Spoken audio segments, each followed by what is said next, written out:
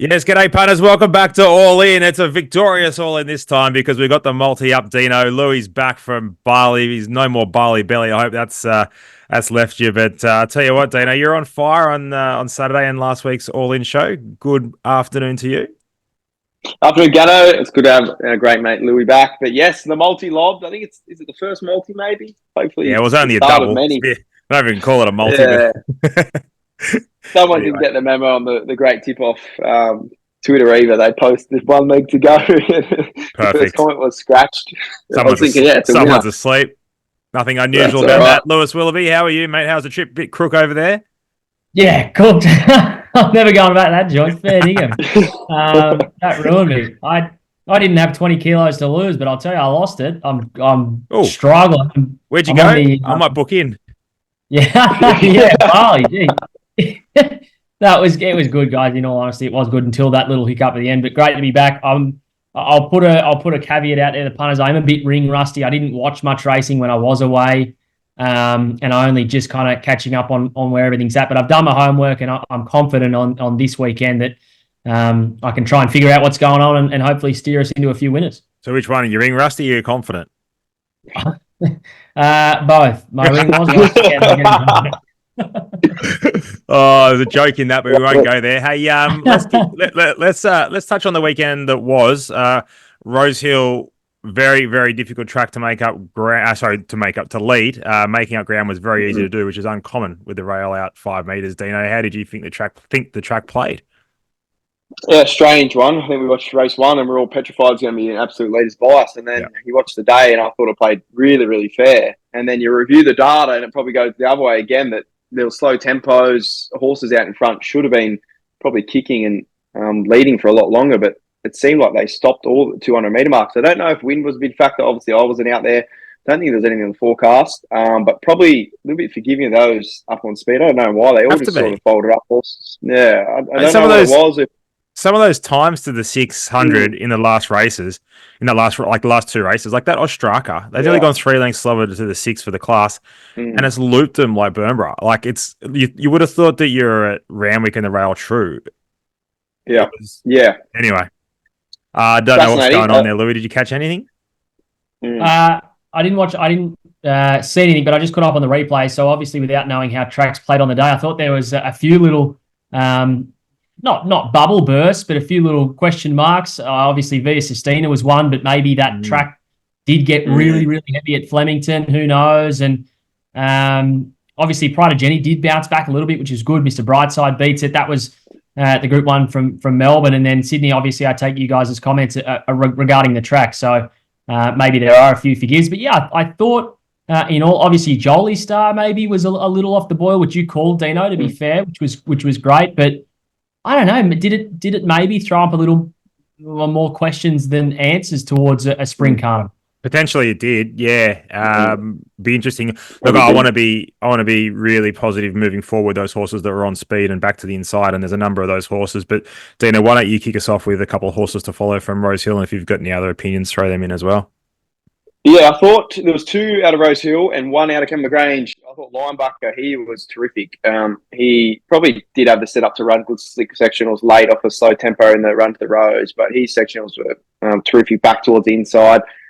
He is right on track for a Golden Rose, Caulfield Guineas, Cox Plate. I've taken a little nibble on Cox Plate. Don't know if he's good enough, but 51s and 14s, courtesy of Tab. I thought that was juicy. Unflinching in the last. Big weight, 1,100 metres fresh. I thought that was concern, but it went really well up on speed as well. Then back to 1,000 next start, it will be winning. And then 1 out of Kemba Grange, Port Philia. Never see Woodhouse and Bott send a horse to the races off 1 trial, and they did, and this horse was well backed. I think probably just needed the run, and second up Gannon. I think that horse will be winning. So 3. Can't believe you didn't say Artful Persuasion, to be honest with you. But anyway, that's another horse you can throw in the book. I'll throw one at you too from the last race. I think Blanc de Blanc is definitely a horse you could follow out of the last race. Ready to win. Back along the inside. And look, there's a heap more, but we can't do all the work for you. You've got to do a little bit yourself. Louis, I assume you didn't catch too much racing, so you probably didn't have any to throw in. But let's kick off. I'll throw to you. I'll do the odds for the for this year's, what are we going to? What are we kicking off with, lads? We'll go to the Underwood Stakes. And Mr. Brightside, $3.50. Pericles, $4.50. Faulkner Park, $6. Place the Carousel, $6. Fangirl, $8. Buckaroo 11s. 11s for Coco Sun. A Tissue 15. Longer the rest. Louis, why don't you kick us off with the Underwood for 2024? Yeah, so it's interesting, right? You probably can take Fangirl out of that market because it'll go in Sydney to the 7 Stakes. And then I guess the chat is that Mr. Brightside is unlikely to be there, given it won the Group 1 on Saturday. And they can just go about their prep as per usual. So does it come out as well? That should be confirmed at least by this afternoon. This is Monday afternoon we're recording, so we should have knowledge on that soon. In which case, I then started to look at the runners who will be lining up. So Pericles was a last start Moonee Valley winner. The margin was good.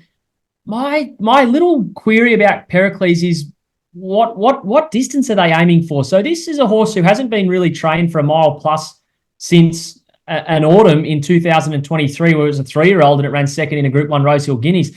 The past 2 preparations, they've really trained it to be 13, 14, 15, maybe a mile at best. And now they go third up to a Group 1 at 1,800 metres. I think its strength across the line in its 2 runs this preparation has been questionable, albeit it was a good win last start. So I kind of wanted to look around it.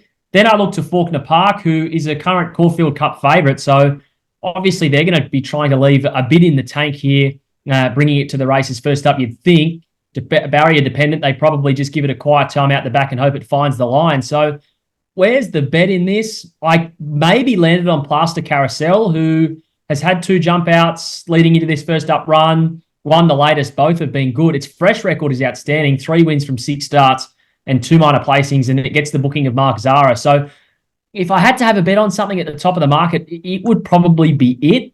But I'm not overly keen to play at this stage. I just found more questions than I did positives for a lot of those top runners. And then maybe even a horse like Deny Knowledge, who will go forward and give a good sight. But gee, it's not. I don't think it's as good as these. It's coming off a Country Cup win in New South Wales. So I really struggle with this race, Dino. Maybe Plaster Carousel. Yeah, it's a tease, isn't it? You'll sort of break it down. Mr. Brightside's not there, and then you probably take out Fangirl. You can probably take out Tissue. Doubt she backs up out of brutally run Mackay Diva. And it's like, well, let's bet. There's obviously an opportunity, but you're sort of pinching yourself thinking these aren't probably the best horses to be winning Underwood Stakes. I think probably having it a week after Mackay Diva dinted it. I think the 2 horses that you can back, Kovalika was terrific first up. I know he's a bit of a nonny and he's got that tag now, but he was really good behind Royal Patronage, and that race Gannon rated through the roof. Not 100% sure he comes down to Melbourne. If they do, I think he's a spec, potentially, and Place to Carousel is trolling up like a rocket. I think there's a good, stable confidence there. I think if you're desperate for a bet and trying to beat the market here, I think you could probably do worse things than tiny little specs on those 2. Gano? Dino, just in regards to that, going off Trav Noonan's article on racing.com, I think 7 stakes for Kovalika. So just be wary there. Scrap that. And I'm gonna have something, just the place on Just Fine, $5. I think the horse goes forward. It's I don't want to say confirmed, but it's suggested to go there, and Geordie Charles is booked to ride, and if anyone's going to ride one out in front, it'll be Geordie. So $5 a place, and I think the field might just fall apart around him. What do you reckon, lads? Like that? Yeah. Don't mind that. All right, giddy up. Let's go to the 7 stakes. This will be very, very interesting. Just got some confirmed sort of runners and jockey bookings here. Kovalika, Kintyre, Royal Patronage, My Oberon, Fangirl, J-Mac, Zugotcha, Hinge, Tropical Squall, and a market for you. Fangirl 250, Zugotcha 450, Royal Patronage $8, Detonated Jack 11s, Hinged 11s, Seal Wolf 15s. Longer the rest. The list goes on and on. Kovalika, the horse that you mentioned, Dino, $15. Kick us off, Dino. Yeah, good race. A lot of these obviously come through the Wing Stakes, which was a perfect prep builder for a lot of those horses. Sit and sprint sort of race. Fangirls had the tick over trial, looked great. Zugotcha caught probably a lot off guard. It was probably there to win it. Not sure what to do here. I want to be a Fangirl. You're getting no spoils of price. I doubt we'll ever get spoils about the price of her anymore. I think she wins the race. Do I want to bet? No. I think the big one here I want to be against, but I can't see in the market, Tropical Squall. She's concerns for her. I thought she was plain as Jane first start Wing Stakes. Trials since have been plain as well, so not sure where she's at. But Fangirl on top here, Louis, but probably wait till race day. I'm Royal Patronage. It's still in the market, isn't it, Gannon? I've just $8. Yeah, good. Well, $8. I think it's the bet. So you mentioned, Dino, that win first up in Australia in the tramway rated really well. That's music to my ears because it sat in behind that hot speed and then managed to extend again away late from its opposition for its last 600 metres. So as we know, horses who chase hot speeds and then run quick home as well, that's tick, tick, tick, tick, tick. It's Group 2 placed over 2,000 metres, so that rise up to the mile here is absolutely no worries.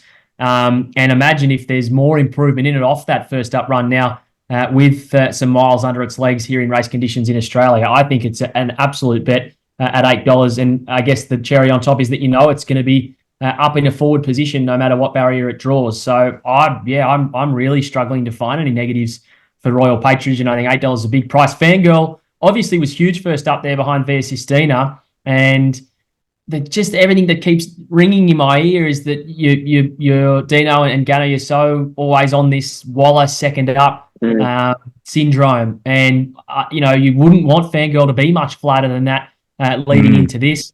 I think a little bit of Fangirl's key is forgetting that it's going to be second up here, is that it just needs to be a little bit more forward. You go back and look at the runs, forward in the run, in position.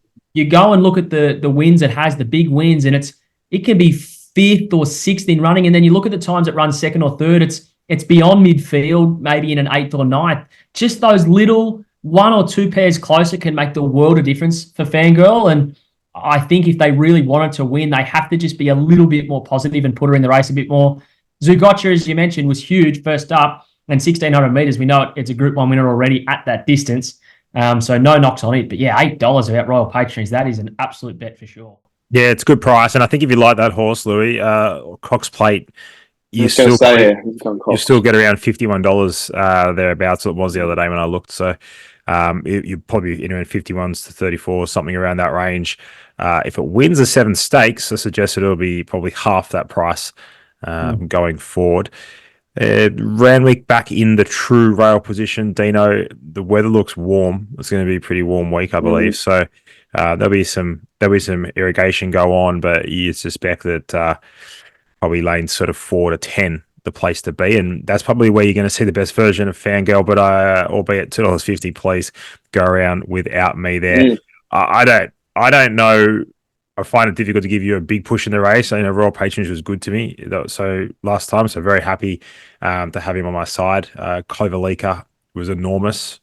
I think we might get a bigger price about it come Wednesday afternoon, though. So no bets for me in the 7 stakes, but that is the way I'm leaning. I would be willing to risk Fangirl at that price, and most definitely Zugotcha should not be second favourite. Absolutely should not be. I think Royal Patronage most definitely should be. Yep. I was going to say, it's interesting, Fangirl, Lou, a month between runs and tick over draw. I think if anything, that could help offset that flatness of a Wallace second up syndrome. Yep. And speaking of your point of being a little bit closer, I can't see this being a big field. Obviously, we've got Newcastle on Friday, so a lot of these stablemates potentially, and Chow Wolf won't go here either. Tom Kitten won't go here. So, there's a lot that probably won't go here. So, I think you make a good point. Obviously, Gannon makes the best point in the sense of you can't bet now $2.50, but I think she might look a little bit more appealing when we get to Saturday. Yeah. Wait, I disagree with everything you say there. That's first ruling, eh? Well, how can I disagree with that? The shorts, the shorts look like a cracking race, fellas. Private Eye $3.50, Aft Cabin $4.50, please. I Am Me $4.50, Lady Camelot $4.50. Come on, Timmy. Open the shoulders. Bella Nipotina, $8. I highly doubt she'll be going there. I think it's the Manicato for her. Steffi Magnetica, $9. Estriella, $11. Mazoo, $15. Please. Our Kobe's son, $15. Turn it up. And longer the rest. Go on. Have you got a profile here, Lou, or are we just going to go to Dino? Yeah. Well, Dino can go. I've got no profile. It's not a Group 1 race, so leave me out of this, Dino. It's a very good point you make. Getting back into the routine. I've got a bit of information that might help. So confirmed today by our great mate G Hall. The only mile runner here will be I Am Me, which then tells us Bella Nipotina is going to the Premiere. That will be her next start before an Everest. And Estrella will stay in Melbourne, and her next start will be a Manicato. So you look at that, that's significant for this. Estrella is $11 and Bella Nipotina is $8. I think you can really punch holes in this field. Lady of Camelot, not sure what they do there. She's probably another one. I'd love to find out that, because if you could put a pen for her, it's just a 2-horse race between Private Eye and I Am Me. Steffi Magnetica, I heard they sprinkled the idea of an Everest potentially trialling up like a rocket.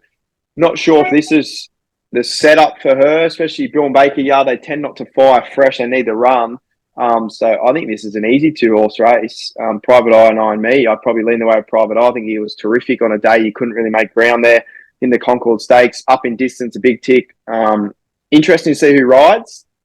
Very interested. I think J-Max booked for Iron Me, but yeah, I'm with Private Eye, fellas. Lou?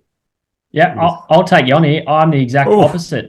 I can't see. I couldn't understand why Private Eye was $350 and Iron Me's $450. I think they have to be the opposite prices. I thought you were in Bali. You went watching replays. Well, I have been now. So look again. The caveat off the top is all the track buyer stuff on these race days. I'm not sure of. Yeah, I think that's probably why the price differential. That would be. Yeah, but really, Private Eye looks like it's launching. And then just kind of doesn't. Like, it's not like IME was up on speed leading them anyway. Like, I thought the run was much better than Private Eye. And you're right. I don't know how off cabin is $4.50 equal second. Yeah. That is mind blowing. I don't know what's doing there. Wins now.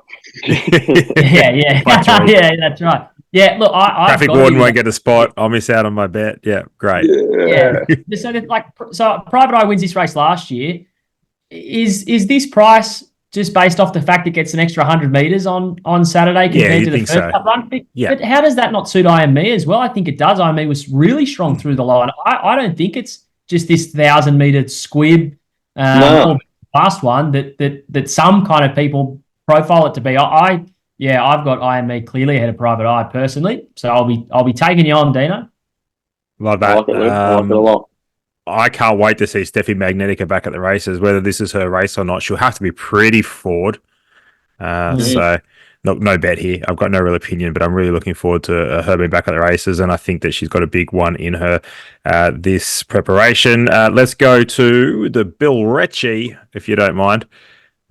Just bringing that up now. Tom Kitten 280, Amenable $6. Did trial really well. Amenable, did I say the other day? I don't watch too many. I found one in the trial the other day. IME at Goulburn, and you laughed at me. It's come out and flogged them. Yeah, Rally $8. Green Gots $8. Scarlet Oak $8. Royal Patronage $13. Assume I won't be going this direction. Cafe Millennium, enormous animal $15. Louis, Bill Ritchie handicap. Anything? Yeah, I don't have much here. I will say G Cafe Millennium can suck you in sometimes, can't it? And just not really give you the spoils. Always puts up these big flashing light runs, and then you go, okay, here we go, and then it comes out and doesn't win. So it's a hard one to take. No opinion for me here, Dino. I'll let you take it away.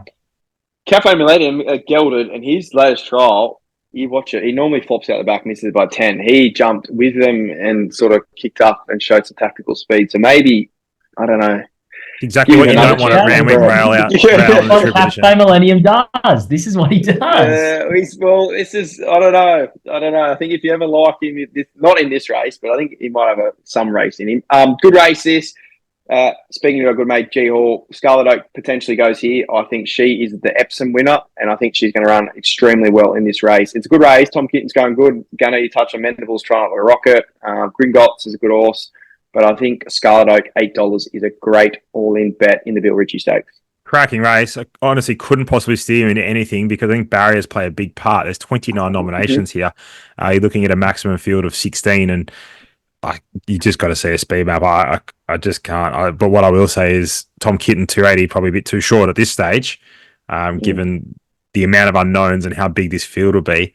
And one could only assume that Royal Patronage won't be going to this race because that's an enormous price as well. So that's it for the Saturday's racing. Dino's taken a deep dive. He's going to take us to Newcastle. He won't be tipping Celestial Fury because I believe that horse will be going around in the midway on Saturday, and it could well be our best bet for Saturday for the team. Our all-in horse, team all-in, Celestial Fury will be going around. Of course, wearing the colours of Dino's Nan, and hopefully do us proud. Now, Dino, the Tibby, what do you got for us? Yep. So Newcastle meeting, obviously Newcastle Cup, I think it is. Yep, Cameron, Newcastle Gold Cup, and the Tibby. Hope I don't get Wallet here. So Scarlet Oak goes to Bill Ritchie. Famous last words. I know. Shouldn't have said Scarlet Oak goes to Bill Ritchie, which then tells me the stablemate Roots goes to the Tibby. That horse, Roots, is one of the best first up horses I've ever seen, and then it does absolutely nothing for the rest of preparation. But its figure's fresh, a Group 1 standard. Turns up in that form, which it's been kept quiet at the trials. I think Roots around $8 in the Tibby Friday at Newcastle is the best all-in bet I've seen in a long time. Pray to the punting gods that Waller doesn't wallow me and switches them around and sends Scarlet Oak there. But I think Roots is a terrific bet. Oh, dearie me. Imagine putting your hopes in that. I thought we made a deal at the first episode of this season that we weren't going to be wallet again, and you straight into but Lady Shenandoah kept my faith with Chris last week. I prayed that he send her around and he repaid me faithful. So I've got to stick with him this week. Uncle Chris has done you well. All right, let's go to midweek racing. Yeah. Anything at Canterbury, or are we going down south, Louis? I've got nothing midweek. I haven't done anything. I'm sorry. Can I give you my best all in though? I haven't given you that yet. We'll get to that in a minute. Dino. Turns up no best bet and then tries to steer the ship. Yeah, I know, he's unbelievable. Mate, I'm not Brad Davidson, mate. You can't just tell me what to do. Fair enough. Oh, that is the best. What have I got? I've got one. Canterbury race 2, number 6, Magalia or Magelia. It's out of the gun Group 1 mare, Invincibella. She's come back much better order. Rails out 8 metres at Canterbury on a Wednesday. That is... Don't know why we're doing that. We've got 2 gun over tracks. Wentworth Park. Yeah, it's just... Anyway, she draws gate 2, so she should find the rail. Rail's hot last meeting at 6. I'm guessing it's going to be even hotter at 8. So I think race 2, number 6, Magalia is the bet. Canterbury. Don't know. Wow, that's going to make it hard. Look forward to doing the form on that. I haven't quite got there yet, but I do have one for you at Maruya, so I'll send you down there. Race 2, a horse by the name of Camandoro. What's that, mate? So I did do this race. Comandoro ran second last start behind a horse by the name of Azarito, I believe, and that's about $2 going up in grade. You're getting around $2.40. This Noble Ruby looks not a bad horse, but I think Comandoro will get the job done. Lloyd will put his best bet up there, midweek best bet up there on the YouTube. We've got 2 minutes to go, fellas, so let's wrap it up with a best all-in play for the multi. Lewis Willoughby, you're chomping at the bit. You may as well go first. Yes, all right. It is Royal Patronage in the 7 stakes, but I quickly wanted to mention the Testarossa listed 1,400-metre race on Saturday in Melbourne. It's going to be another Will v. Craig, basically, when it boils down to it. I don't know what the prices are yet, but I am 100% team another Will. They come off wins on the same day. Craig's overall race time was far quicker, but with the way I think this race shape sets up, another Will on a slower tempo, I think is better than Craig, and that's what I'll get. Another Will's win first up was huge.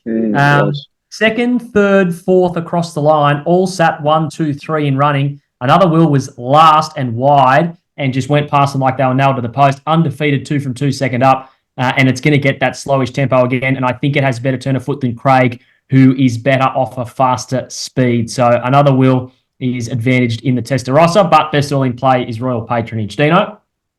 Friday, Newcastle, the Tibby, best all in play is Roots around $8. Gannon? I'm going to go to the Underwood, and I'll have Just Find the Place at $5. So this one will pay an absolute small fortune. We'll get Damo to put his hands in his pockets, put $50 on the multi. That multi will be invested on Wednesday to make sure that we turn up and have a full suite of horses actually going around rather than a few scratchings.